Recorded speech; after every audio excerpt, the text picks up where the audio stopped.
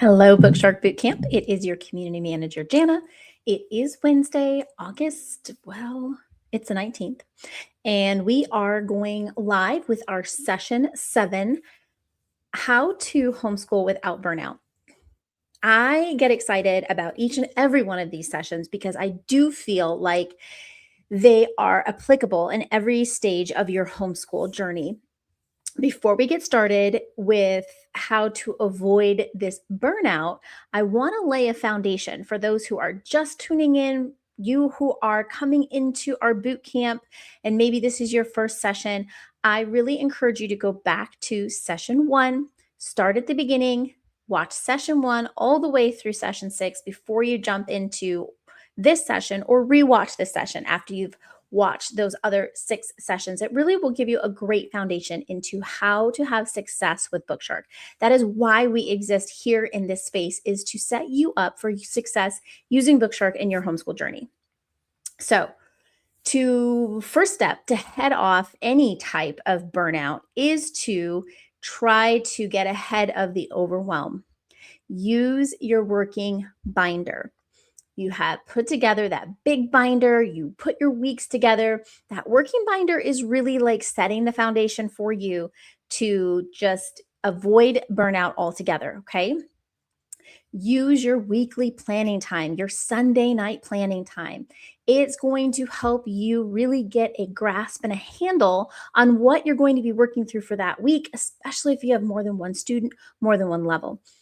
Do yourself a favor and prep. I'm not talking hours. I'm not talking days. I'm talking about maybe 15 to 20 minutes.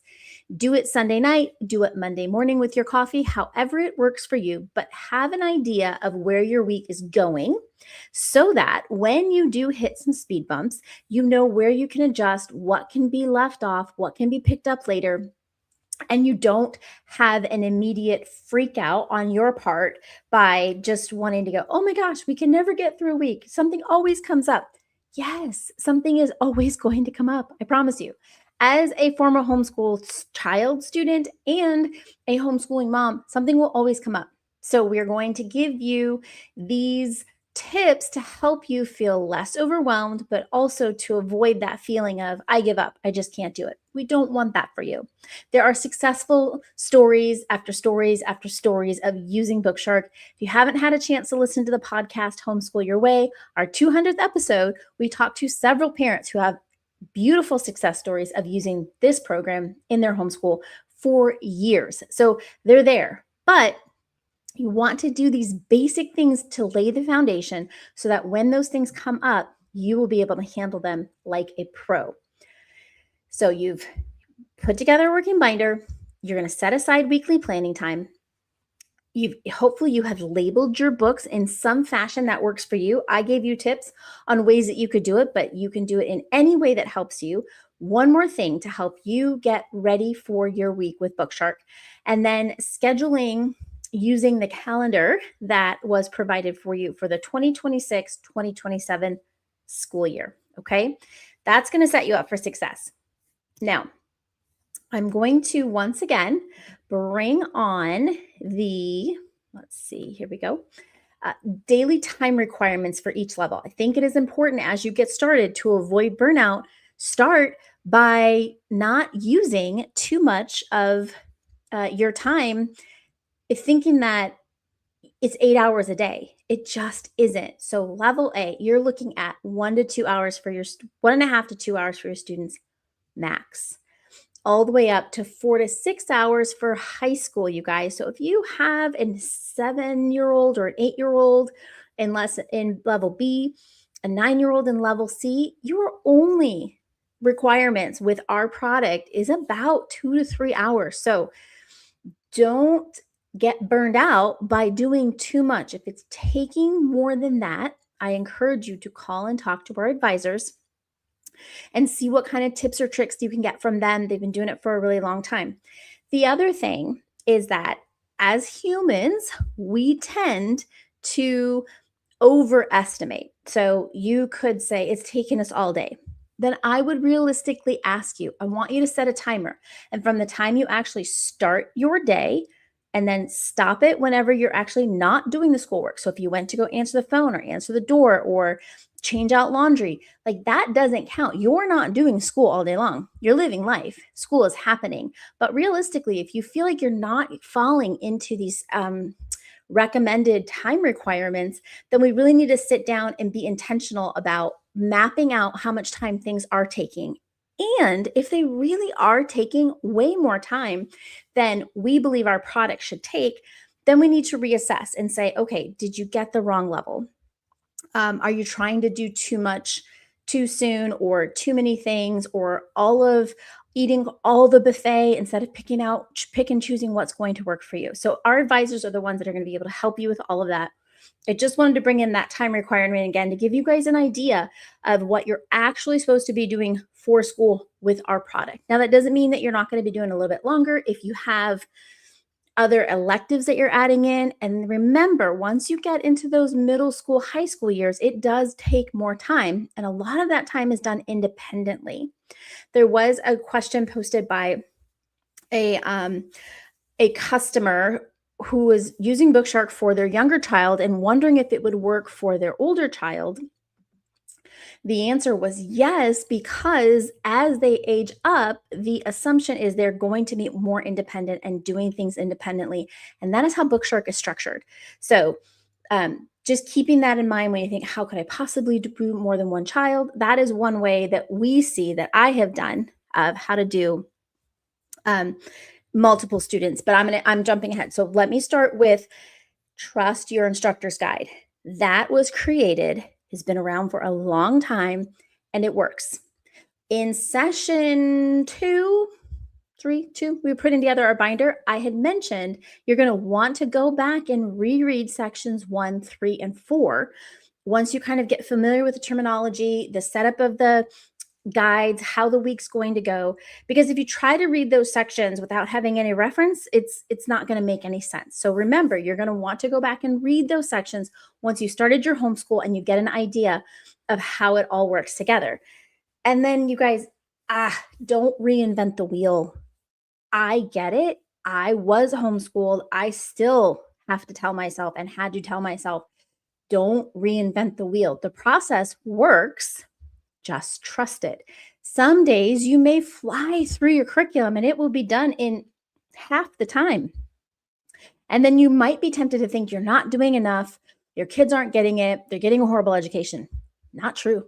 Some days are just simpler than others. Some days the stars align. You're in a great mood. They're in a great mood. Everybody has the nutrients that they need, the sleep that they needed, and you have a great day and it goes by quick. Other days, it feels like it takes twice as long as it should. So on average, those time requirements, keep them in mind, but trust that process, okay?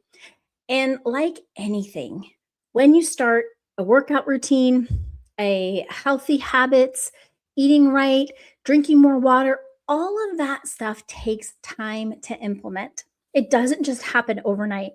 So while in the beginning, it is going to feel like it may feel like it takes all day, depending on your children, your personality, if you like to dot every I and cross every T, if you're, really excited about what you're doing and your kids are excited, some days are going to be longer, some days are going to be shorter. It all averages out.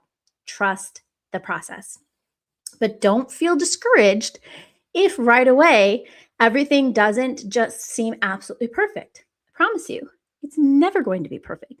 No matter how much planning you do, no matter what curriculum you get, no matter how the stars align, nothing is going to be perfect. So realistic expectations. I talked about that a little bit on Monday in our Q&A. So if you have curiosity about that and you want to revisit that, go back to that Q&A session so that you can read through it. But most importantly, like any new routine, just stick with it.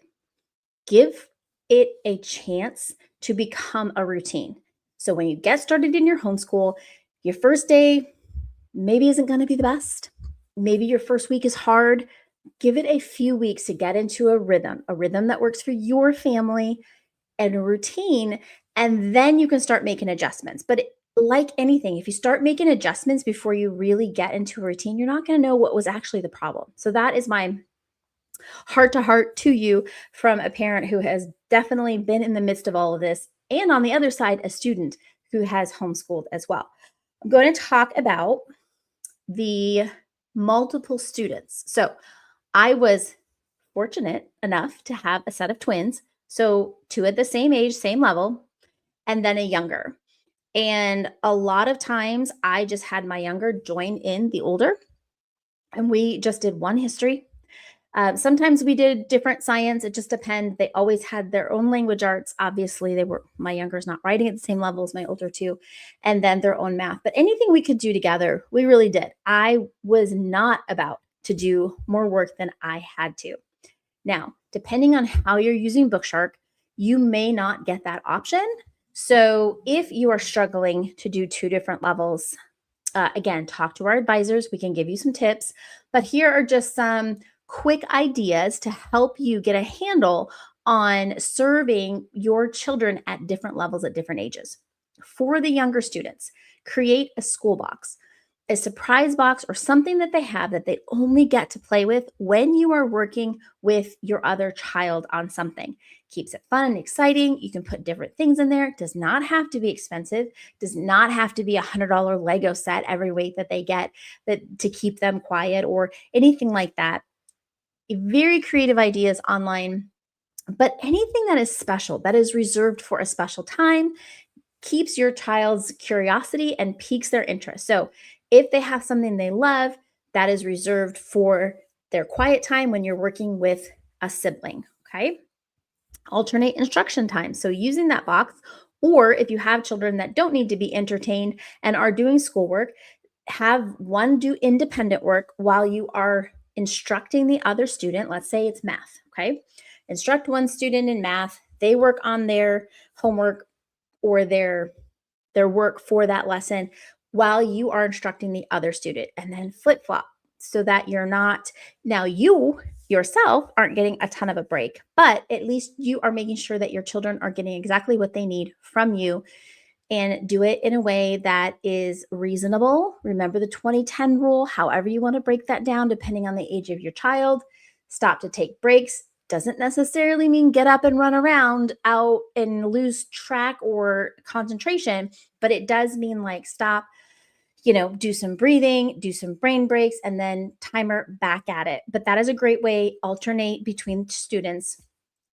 Set up special activities to occupy the other student when you are working with a sibling or another child. So those are just 3 easy and quick ways to do it. But what are some of the things that you think would be helpful as you are possibly teaching or instructing more than one student? I'd love to hear your guys' ideas. All right, again, lean into the advisors. They are homeschool parents using the program. Listening ear, fresh ideas, just encouragement. Give us a call. You can even text. We'll get back to you. That is a great way to find some support outside of the community that we're building here on Facebook and on YouTube. Then we do have our podcast, which I mentioned at the beginning, Homeschool Your Way. Lots of different resources there.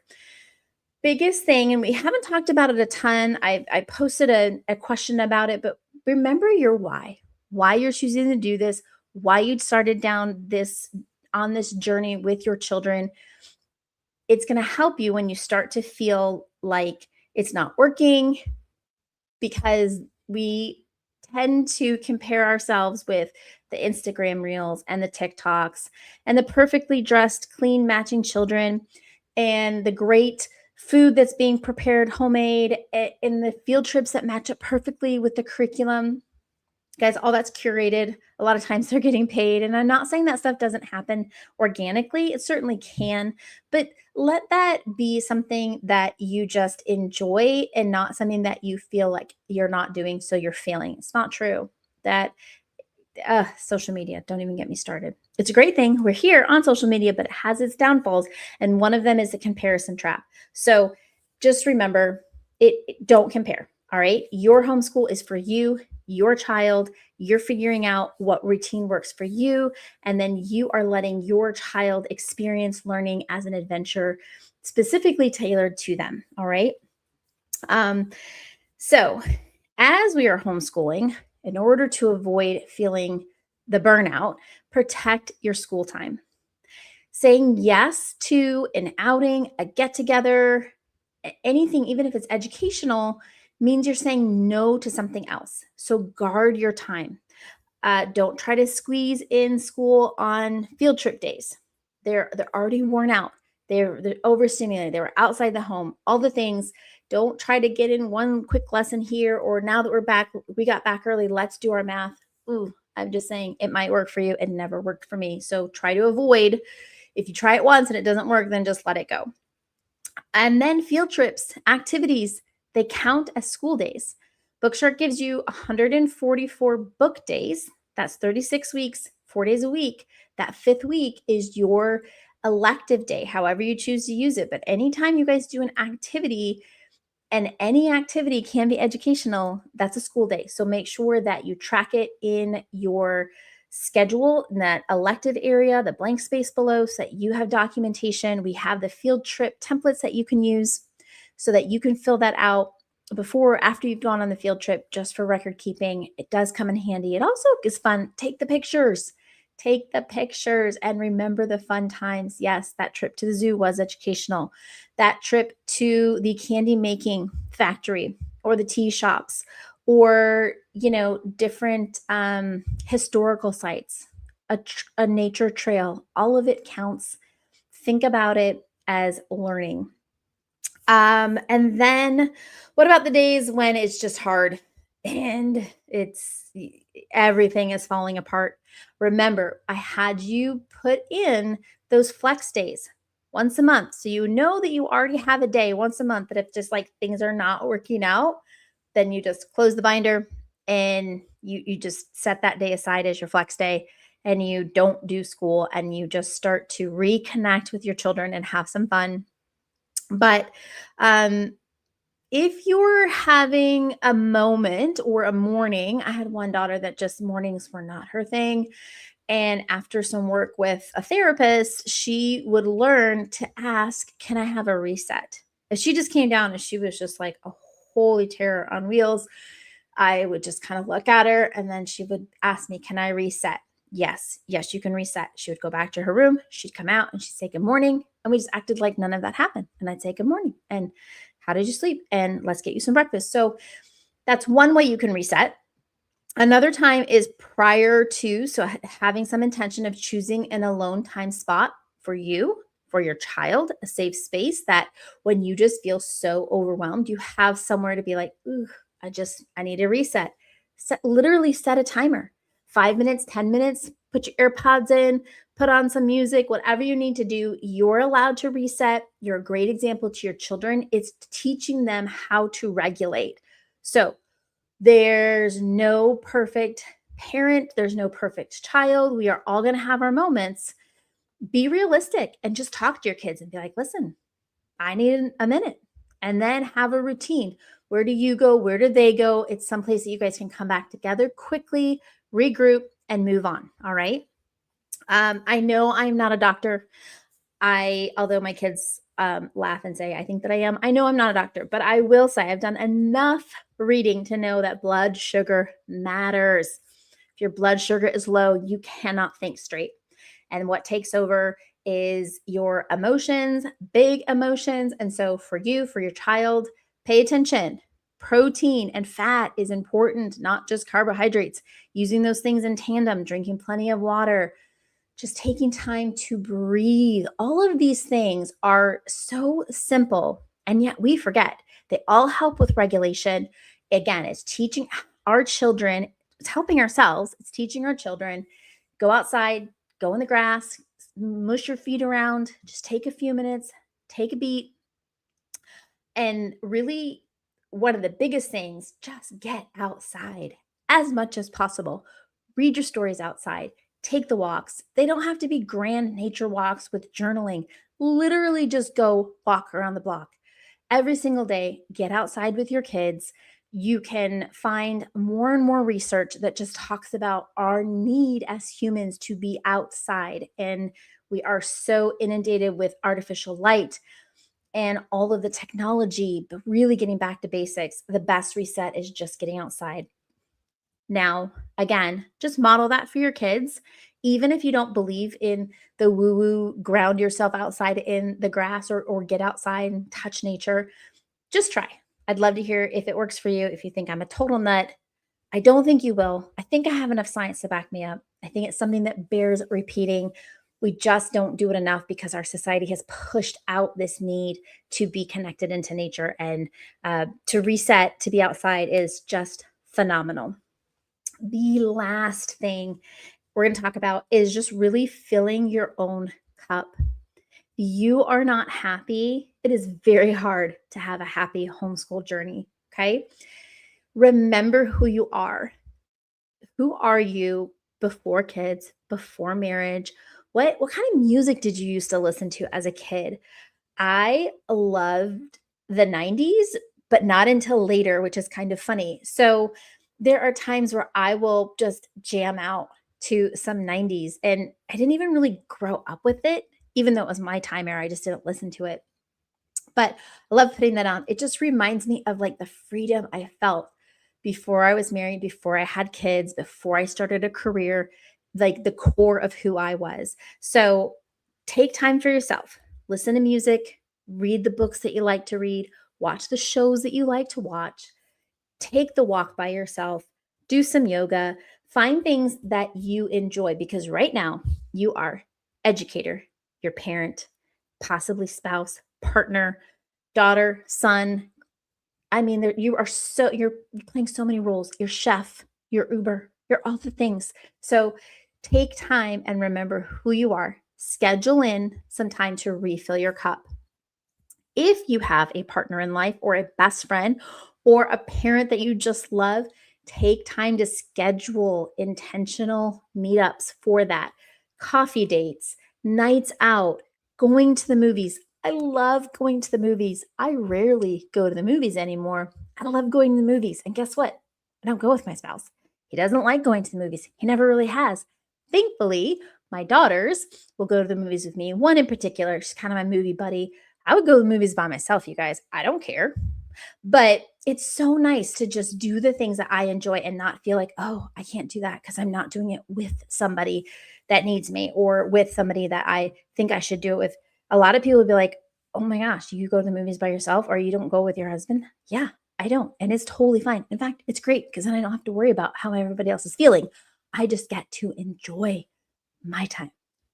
Um, if you're saying, I'd love to go out and connect with my spouse or my partner, but we don't have anybody to watch the kids, few quick, easy things you could do. Put them to bed. You literally just take some time and sit together and like talk in a different room, away from the TV, away from your phones. You've got to connect with your support group, whether that is someone who lives in your home or lives outside your home.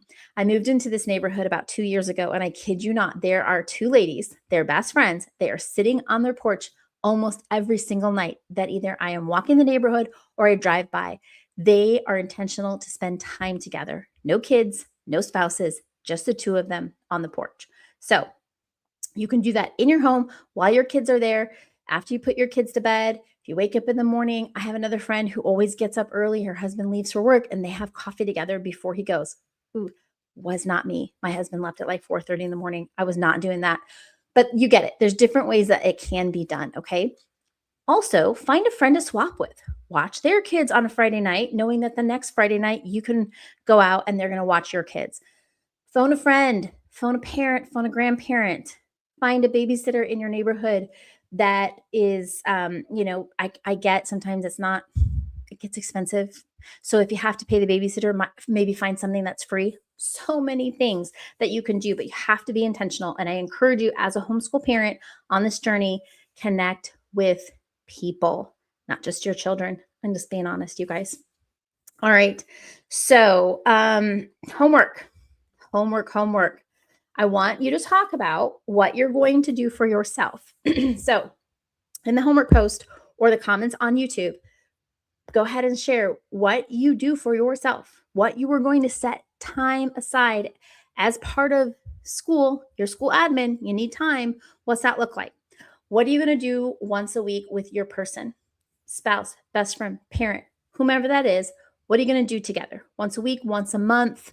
If that's even pushing it, once a quarter, but you've got to fill that in now. Be intentional. And then with your friends, with your community, how are you planning on connecting? I moved into a neighborhood 25 years ago, and we all had young kids, and the moms, we would get together. I think at one point it was weekly because we were all just desperate to get out of our house with our littles. And we got together at somebody's house every week, coffee, wasn't anything elaborate. And we just had time to just hang out, and our kids played and we just drank coffee and watched them. It didn't cost us anything. If you're not comfortable opening your home to people, there are plenty of cafes and places now, parks that you can go to meet up, that nobody has to clean their house or bake anything. It doesn't have to be complicated, you guys, I promise. But it's important that you have a plan. So that is your homework. Have a plan. Whew, I'm done talking. Here is my last little graphic. Here you go. Utilize your instructor's guide and your working binder. They are your friend, I promise. Create the school box for your younger child so that you can work, they can be independent while you're working with another child. Practice the reset routine. Find something that works for you, put it into practice. It may feel awkward at first, totally worth it in the end. Then make sure you count any field trip or activity as a school day. It counts, I promise. And then schedule what you're going to do for yourself this week, solo, with a person, how you're going to connect. I can't wait to hear your guys' ideas.